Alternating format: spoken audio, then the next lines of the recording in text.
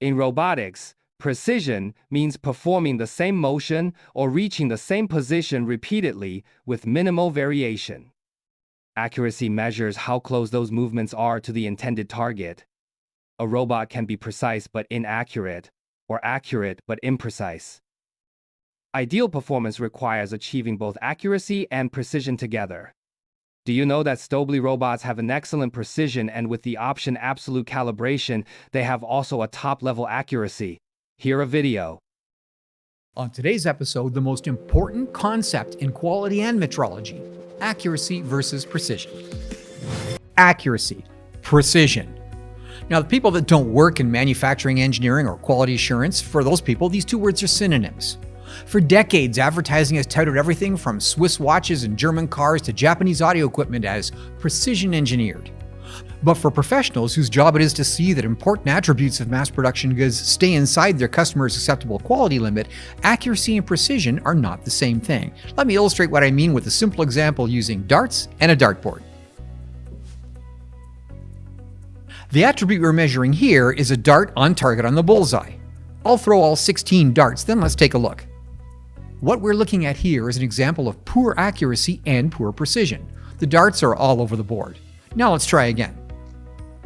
Now we have accuracy but poor precision. If you use a coordinate measuring system with the bullseye at the origin, the mean of all the deviations of distance from the bullseye would be 0, but the individual measurements are still all over the place. So let's try again. Now we have very high precision but very poor accuracy.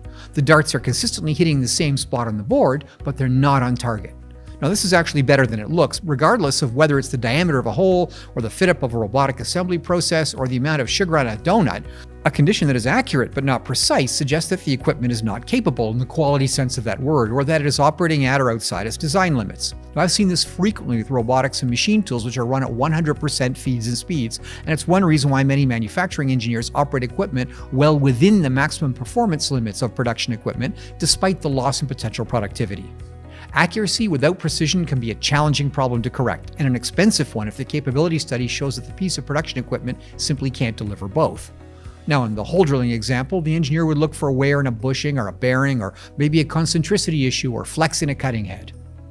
High precision with poor accuracy is actually a much simpler problem to solve. A robot or a cutting head or a nozzle that can consistently deliver the same outcome, but one that is off target, can usually be adjusted to make it both accurate and precise, which of course is the goal.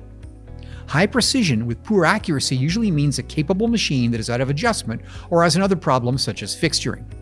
Of course, everyone wants both accuracy and precision, like this Boeing robotic assembly system for 777 production. But if you're troubleshooting a production problem and have to choose one, I suggest look for precision first and accuracy later. And for engineers who have to write reports, and who doesn't, a really good idea may be to stop using the word precision at all, mainly because it's entirely possible that the supervisor reading the report doesn't fully understand the difference between the two, and confusion can result. I suggest using the word repeatability instead of precision in those reports. Accuracy is good, but precision, or better, repeatability, really is what we're all after.